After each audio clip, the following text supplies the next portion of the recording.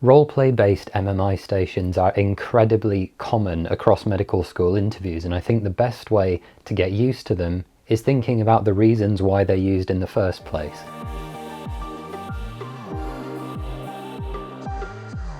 Hi everyone, my name's Ollie. I'm a third year medical student at the University of Warwick on the graduate entry programme. So today it's going to be a bit of a longer one, but we're talking about roleplay stations, which is one of the things you guys were really keen for me to talk about, so here we are. Fundamentally, I think the central question here is, why is it that a medical school would invest the extra time and energy that it takes to do a roleplay station? They've got to hire an actor, they've got to train them, give them a script with whatever they want them to say, and then they've got to have an extra person in there to assess you and devise a situation for everyone to work through. So why do they go to so much time and effort? This is because it's one thing to give an interviewer a load of questions and then ask you, how would you hypothetically respond in this potentially difficult situation?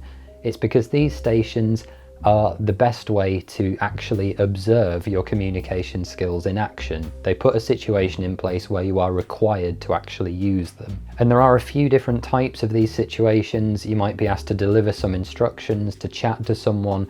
In this example, we're going to focus on breaking bad news, but just be aware that there are a few different situations you might want to think about. But with role plays in general, the most important thing is to read the instructions carefully. With all MMI interview stations, virtually, you'll be given a series of instructions before each station, usually with 1 or 2 minutes of reading time, which will tell you what's on the inside of the station. This is especially important with role plays because what they will do is delineate your role.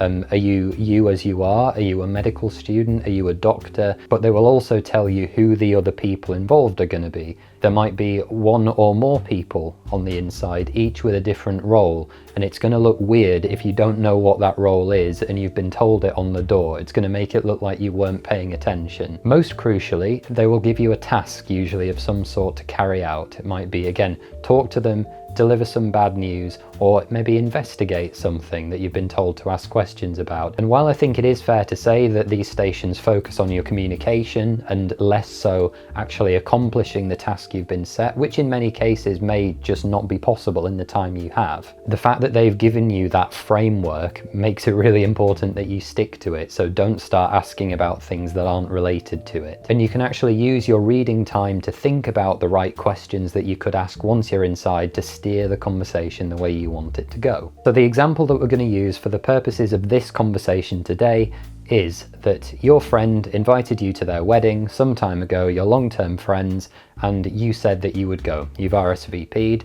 Your medical school timetable has since come out and it's become apparent that you actually have an exam on the day of their wedding, which means you're no longer able to attend. The medical school makes it quite clear that if you fail to attend an exam, that counts as an automatic fail and a black mark goes on your record. And this will hurt your ranking in the year. So your job for the purposes of this station is to go into the room and tell this to your friend. And as I've said before, this is very clearly a breaking bad news type of situation. You've been given the roles of all the people involved. You are you, that is your friend in the room, and you have to deliver some bad news. These are the most common type of roleplay interview station because they're specifically designed to make you a little bit uncomfortable and put you on the back foot, so they're a good indication of how you're going to behave under pressure. And ultimately, again, it's a test of your communication skills. You've only got a limited amount of time in which to potentially deliver some quite complex information, but equally you can't just unload it all at once because that's the sign of a poor communicator.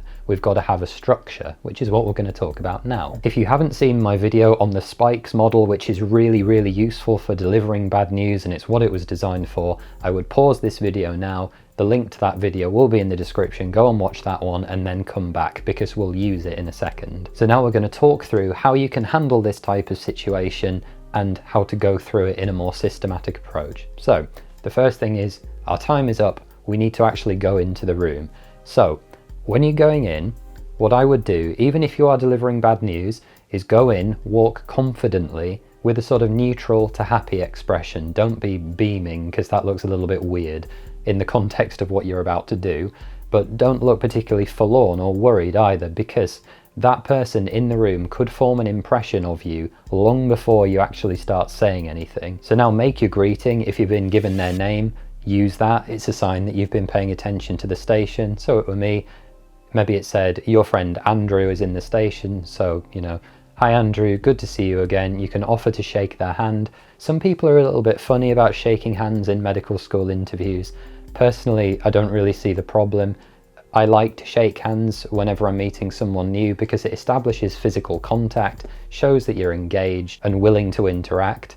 And there's no shame in if it becomes apparent that shaking hands was inappropriate, which some people just don't like it, just withdraw, apologise and carry on. There's nothing wrong with that. That's a normal part of human communication. It's not going to cost you points unless you've specifically been told not to do it. And something I want to briefly talk about as well is eye contact. So these are all non-verbal communication skills. Eye contact is a really, really important facet to be aware of and have under your control, because it's one of those things that's really easy to tell when someone's not good at it. If you don't make eye contact, if you're looking at the floor or looking elsewhere, it looks like you're either not engaged or a little bit shifty. It looks like you're about to tell a lie, because lying is more difficult while maintaining direct eye contact. And it also allows the other person to dominate you in the conversation. It's a submissive sign if you can't meet someone's gaze. So stay away from too little eye contact.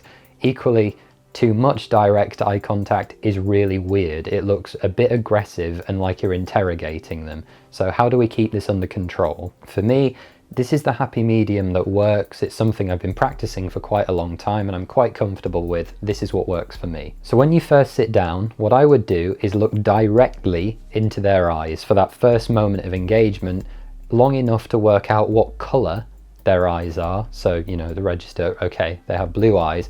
That'll normally take 5 or 6 seconds. And then from there, what I do, and I can't remember who told me this, but I know this is quite an old technique.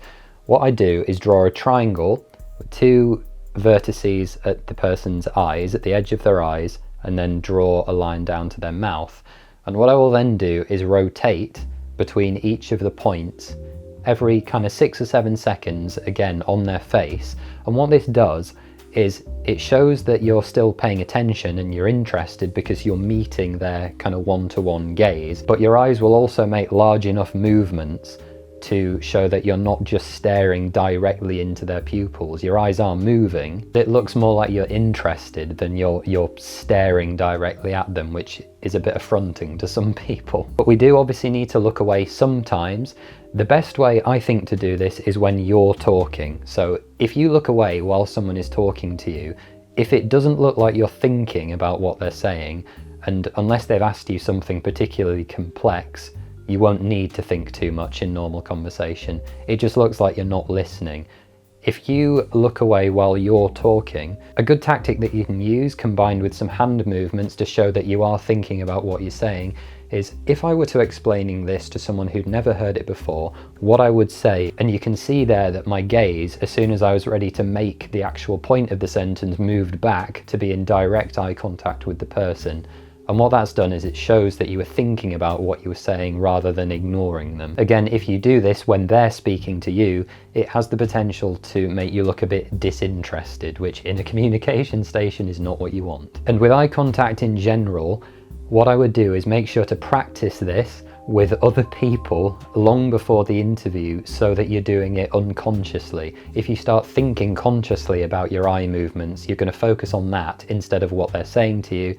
Then you might have to ask them to repeat certain things, and that's not a good look either, particularly in an emotive situation. So some more general communication rules that are just going to be useful generally, this goes for other interview stations as well, is you need to adapt what you're saying to be suitable for the person you're communicating with. That is an element of good communication. If you're talking to someone who is hard of hearing, for example, you might need to speak more loudly and more slowly. If you're talking to a child, you need to simplify your vocabulary and make sure that they understand. Generally, don't interrupt people or cut them off, and you can use simple nods or affirmative noises to indicate that you are listening to what they're saying and taking it on board. So examples, just meeting their gaze, just, yeah, And, you know, small affirmative noises, small head movements. And something else you can do every now and again is repeat back what they're saying to you. And that again just shows that you are truly paying attention. Now, a really important thing to do, we're ready to deliver our news, is fire a warning shot first that lets them prepare for what's coming. And apologise as you do this, because again, it indicates that you are aware that what you're about to say will have a negative effect on them. So you sat down, your friend is here, you've greeted each other, said, look, Andrew, I'm really sorry, but I've got some bad news for you. Do you want me to continue? Again, that offers them control of the situation. It shows that you were in control to begin with. An actor in this situation will always say yes because you've got a limited amount of time in the station, and then deliver your news. Look, Andrew, I know I agreed to come to your wedding and I was really, really happy and privileged to be asked. I realise it's really important to you. Unfortunately, the medical school since that time has released our timetables, and I have an exam on that day. That means that I'm no longer able to come. If I don't take the exam, it means that I automatically fail, and that's just not something that I can afford to let happen. Please believe me when I say that I understand how important the day is to you. I'm really sorry, and I really feel terrible that I'm not going to be able to make it. If it were literally anything else, I'd come. I will make it up to you in any way that I can, and I do hope you understand that I am taking this really seriously. I completely understand if you're upset with me. So what we've done there is used several empathetic devices to indicate that we understand how big a deal this is and that we've thought it through before we've delivered the bad news. And you obviously understand that they might be upset, which in this situation is fair enough, and I think it's important that you indicate that you understand that they have the right to be upset. However, obviously we've also been quite firm, and we've not budged from the position, from the news that we actually had to deliver. We've accomplished our task at this point. And that's really important. It's not realistic at this point to offer another way out. You are sticking to your guns, but you've done it in a controlled way. At this point, I wouldn't offer any solutions. I would just wait for them to react. They might want to ask a question or give a response. So the response that they might give might be something like, Ollie, I'm really disappointed in you. I thought we were supposed to be friends. If it was your wedding, I'd skip an exam to come to it any day. These bad news stations are a really good chance for actors to give a very emotive response and targeted at you, something really, really specific, something that's designed to make you feel guilty and might tempt you to back down, which you mustn't do, but you can react in an understanding way and reiterate what you've said. Look, I appreciate that you would skip an exam for me. I would never ask you to do that. And just please understand that I'm in a situation where I can't afford to do that. This could potentially have a lasting impact on my medical career, which is something that I've been working towards for years, and it's not something that I can do. I have to take medical school more seriously than anything else. Look, I completely understand if you think I'm being selfish, and I am being, but in this situation I have to be. It's the most central thing in my life at the moment, and I just can't afford to mess it up for any reason. I'm sorry. So what we've done there is de-escalated a situation. You've acknowledged that the fault or the problem lies with you, but again, you haven't backed down. They might react badly, they might cry. If they cry, what you can always do is offer them a tissue, if there are some, or if there's a marker or someone else in the room, you could say, do you have any tissues? Or something like that. It's an empathetic response, and it shows that you are thinking about what's going on. And at this point, after they've reacted, you might be able to offer some reasonable solutions, and reasonable is the key thing. So you might be able to say something like, I could come and see you straight after the wedding, or if my exam is in the morning, maybe I could come straight after my exam and make the reception afterwards. I could even ask the medical school to place me in the morning lot of exams if this is an option. Now, what you can offer here is obviously enormously dependent on what the situation specifically is. But you have to be reasonable in what you're offering, because if you don't and you start offering things that are unrealistic, it makes you sound like you're begging, and that is not a good look for you. It weakens your position, and then it looks like you haven't actually thought it through fully if you go back on what you've said. Look, fundamentally, if you're confronted with something like this, you can't offer a solution in any case which is going to compromise your integrity or your medical education. That's what you're being screened for. And this can seem a bit heartless, but actually since coming to medical school, I've been put in loads of situations where you just have to be firm in what you're saying.